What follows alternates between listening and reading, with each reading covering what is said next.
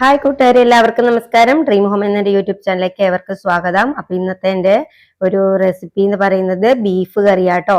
Beef കറി എല്ലാവരും വെക്കാൻ അറിയായിരിക്കും, പക്ഷെ ഞാൻ എങ്ങനെയാണ് വെക്കുന്നതെന്നാണ് ഇതിലൂടെ കാണിക്കുന്നത്. അപ്പോൾ രാവിലെ നല്ല അടിപൊളി ബീഫ് കിട്ടി എന്ന് തോന്നി ഒരു ചെറിയ വീഡിയോ എടുത്തേക്കാന്ന്. അങ്ങനെ ഞാൻ ബീഫെല്ലാം ചെറിയ ചെറിയ കഷ്ണങ്ങളാക്കി നുറുക്കിയെടുത്തതിന് ശേഷം നന്നായിട്ട് കഴുകിയെടുത്തു. 3-4 പ്രാവശ്യം വെള്ളത്തിൽ കഴുകിയെടുത്തതിന് ശേഷം ഞാനത് ഒരു കുക്കറിലേക്ക് ഇട്ടു. കുക്കറിലാണ് ഞാൻ ബീഫ് വേവിച്ചെടുക്കാറ്. അപ്പം കുക്കറിലേക്ക് ഇട്ട ബീഫിലേക്ക് അതിന് വേണ്ട ഇൻഗ്രീഡിയൻസ് ചേർത്ത് കൊടുത്തു. കുറച്ച് ഉപ്പ് ഇട്ട് കൊടുത്തു. അതിനുശേഷം ആ ബീഫിന് ആവശ്യമായ ഉപ്പാട്ടോ ചേർത്തത്. അതിനുശേഷം മഞ്ഞപ്പൊടി, പിന്നെ ഒരല്പം മുളക് പൊടി, ഒരു അല്പം കുരുമുളക് പൊടി, പിന്നെ കുറച്ച് ഗരം മസാല, ഇതെല്ലാം ചേർത്തതിന് ശേഷം കൈയിട്ട് നന്നായി ഇളക്കി കൊടുക്കണം.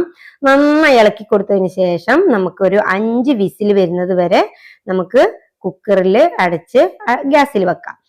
അപ്പോൾ അങ്ങനെ വേവിക്കുകയാണെങ്കിൽ നന്നായിട്ട് കറക്റ്റ് വേവിച്ചിടും. അതുകൊണ്ട് ഞാൻ പരമാവധി കുക്കറിൽ തന്നെയാണ് ബീഫ് വേവിക്കാറ്. അപ്പം നമുക്ക് കുക്കർ ഗ്യാസിൽ വെച്ചിട്ട് വേവിച്ചെടുക്കാം. അതിനുശേഷം നമുക്ക് വേണ്ട മസാലകൾ എടുക്കാം. അതിനുവേണ്ടി ഞാനൊരു അല്പം മുളക് പൊടി എടുത്തിട്ടുണ്ട്. അതിനുശേഷം കുറച്ച് മല്ലിപ്പൊടി, അതുപോലെ മീറ്റ് മസാലയാണ് എടുത്തിരിക്കുന്നത്. മീറ്റ് മസാലയും ചേർത്തതിന് ശേഷം ഞാൻ ഇതൊന്ന് നന്നായിട്ടൊന്ന് വറുത്തെടുക്കുന്നുണ്ട്. ഈ പൊടിയൊന്ന് നന്നായി ചൂടാക്കി എടുക്കുന്നുണ്ട്. ചിലർ മസാലയിലേക്ക് തന്നെ പൊടി ഇട്ടിട്ട് മിക്സ് ചെയ്തെടുക്കാറുണ്ട്, പക്ഷെ ഞാൻ സാധാരണയായിട്ട് സെപ്പറേറ്റ് തന്നെ പൊടിയൊന്ന് മൂപ്പിച്ചെടുക്കാറാണ്. ഇപ്പൊ ഞാൻ കറി വെക്കുന്നത് മുറ്റത്താണ്. മുറ്റത്തൊരു അടുപ്പ് കൂട്ടിയിട്ട് വെച്ച് കഴിഞ്ഞാൽ നന്നായിട്ട് വെട്ടവും പിന്നെ വീഡിയോ എടുക്കാനും എല്ലാം ഒരു സുഖമുണ്ട്. അതുകൊണ്ട് ഞാൻ മുറ്റത്തുനിന്ന് ചെയ്യാന്ന് വിചാരിച്ചു. ആദ്യം ഒരു പാത്രം ഞാൻ അടുപ്പത്തേക്ക് വെച്ചു. അതിലേക്ക് ഒരല്പം എണ്ണ ഒഴിച്ചു. എണ്ണയൊക്കെ ചൂടായി വരുമ്പം അതിലേക്ക് ഞാൻ കുറച്ച് തേങ്ങാ പുളി വെച്ചിട്ടുണ്ടായിരുന്നു. ആ തേങ്ങാക്കൊത്ത് ഇട്ട് കൊടുത്തു. തേങ്ങാക്കൊത്തൊക്കെ ഒന്ന് മൂത്ത് വരണം. അത് കരിഞ്ഞു പോകരുത്. കൈ എടുക്കാതെ ഒന്ന് ഇളക്കി കൊടുക്കണം. കരിഞ്ഞു പോയാൽ അതിൻ്റെ ആ ഒരു ടേസ്റ്റ് അങ്ങ് നഷ്ടപ്പെടും. അതുകൊണ്ട് നന്നായിട്ട് ഇളക്കി കൊടുക്കണം. അതിനുശേഷം നമ്മൾ ഇതിന് ചേർക്കുന്നത് ചെറിയുള്ളിയാണ്. ഞാൻ മെയിനായിട്ട് ബീഫൊക്കെ കറി വെക്കുമ്പോൾ അധികം ചെറിയുള്ളിയാണ് ഉപയോഗിക്കുന്നത്. അപ്പോൾ ചെറിയ കഷ്ണങ്ങളായിട്ട് അരിഞ്ഞെടുത്തിട്ടുണ്ട് ചെറിയുള്ളി. അതും കൂടി ഇട്ട് കൊടുത്ത് അത് നന്നായിട്ടൊന്ന് വഴറ്റിയെടുക്കണം. ഒരു നുള്ളു ഉപ്പും കൂടി ഇട്ടിട്ടാണ് ഞാനിത് വഴറ്റുന്നത്. അങ്ങനെ വഴറ്റിയെടുത്ത് ഇനി നന്നായിട്ടൊരു മെറൂൺ കളർ ആവുന്നത് വരെ തന്നെ ഇത് ഇളക്കി കൊടുത്തുകൊണ്ടിരിക്കണം.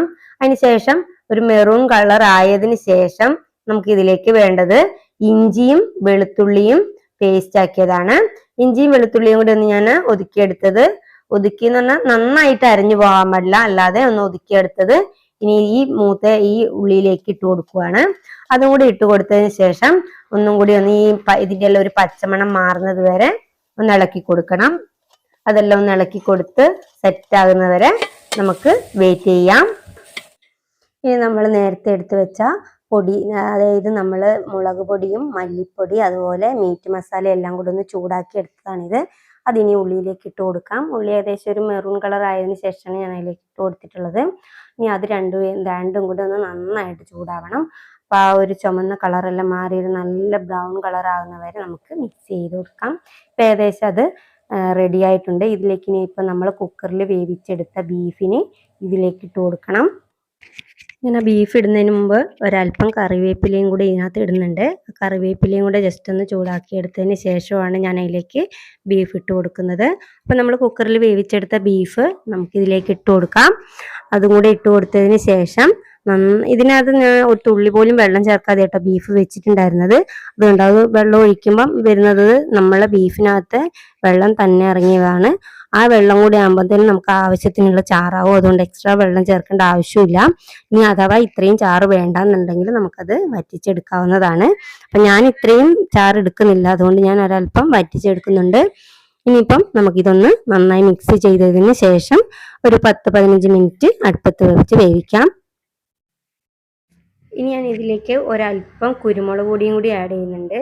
കുരുമുളക് പൊടി വേണമെങ്കിൽ ഇട്ടാൽ മതി. ഞാൻ ബീഫിനൊക്കെ കുറച്ച് കുരുമുളക് പൊടിയൊക്കെ നന്നായിട്ട് ഇട്ട് കഴിഞ്ഞാൽ നല്ല ടേസ്റ്റ് ആയിരിക്കും. അതുകൊണ്ട് കുരുമുളക് പൊടിയും കൂടി ഇതിലേക്ക് ആഡ് ചെയ്യുന്നുണ്ട്. ഇനി നമുക്കിതൊന്ന് അടച്ചു വെച്ച് ഒരു 10 മിനിറ്റ് നന്നായിട്ട് വേവിക്കാം. അപ്പത്തിന് ആ ചാറും എല്ലാം ഒന്ന് വറ്റി നല്ല നമുക്ക് ആവശ്യത്തിനുള്ളൊരു ചാറായി കിട്ടും. അപ്പോൾ 10 മിനിറ്റ് കഴിഞ്ഞു. ഞാൻ അടപ്പെല്ലാം തുറന്ന് നോക്കി. അപ്പം പാകത്തിനുള്ള ചാറായിട്ടുണ്ട്. അപ്പം നമ്മളെ കറി റെഡി ആയിട്ടുണ്ട്. ഉണ്ടോ, കണ്ടാൽ വായിൽ കൊതിയൂറുന്ന നല്ല അടിപൊളി ബീഫ് കറി റെഡി ആയിട്ടുണ്ട്. അത് റെഡിയായി വാങ്ങിയ സമയത്ത് സാട്ടൻ വന്നു. അപ്പം സാട്ടനോടൊന്ന് ടേസ്റ്റ് ചെയ്യാൻ പറഞ്ഞു. അപ്പോൾ സാട്ട കയ്യിലെടുത്തിട്ട് ടേസ്റ്റ് ചെയ്ത് നോക്കുന്നതാണ്. എങ്ങനെയുണ്ടെന്ന് ചോദിച്ചപ്പോൾ നല്ല സൂപ്പറായിട്ടുണ്ടെന്ന് പറഞ്ഞു. എക്സ്പ്രഷനൊക്കെ കണ്ടോ, നല്ല സൂപ്പറായി പോലും. അപ്പം ഇനി നമുക്ക് ഇതിലേക്ക് ഇതിന് കഴിക്കാൻ എന്തെങ്കിലും ആക്കണമല്ലോ. അപ്പൊ ഞാൻ കുറച്ച് കപ്പ എടുത്തിട്ടുണ്ട്.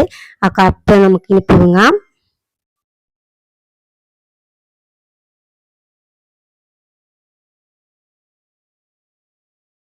അപ്പൊ നമ്മുടെ കപ്പയെല്ലാം ഏകദേശം പൊളിച്ച് റെഡിയാക്കിയിട്ടുണ്ട്. ഇനി നമ്മൾ ഒരു 2-3 വെള്ളത്തിൽ കഴുകിയെടുത്തു. കഴുകിയതിന് ശേഷം ഞാൻ ഒരു പാത്രത്തിൽ വെള്ളം ചൂടാകാൻ വെച്ചിട്ടുണ്ടായിരുന്നു. അതിലേക്ക് നമ്മൾ കൊത്തി നുറുക്കിയെടുത്ത കപ്പ അതിലേക്ക് ഇട്ട് കൊടുക്കാം. എന്നിട്ട് അതിന് ശേഷം അതിലേക്ക് അല്പം മഞ്ഞൾപ്പൊടി, ഉപ്പും എല്ലാം കൂടി ഇട്ട് കൊടുക്കണം. ഒന്ന് തിളച്ചതിന് ശേഷമാണ് ഞാൻ ഇട്ട് കൊടുക്കുന്നത്.